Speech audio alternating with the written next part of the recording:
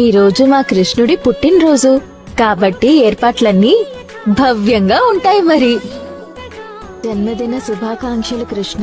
గడవల్లో కవ్వాలు సడి చేస్తున్న వీణత, గడపల్లో కిరణాలు లీలిమ్మన్న కదలక కలికి కొనుకేలా తెల్లవార వచ్చినమ్మ గోపికమ్మ చాలునులే మాని విడరా, గోపికమ్మ నిను విడని మా మంచు తెరా.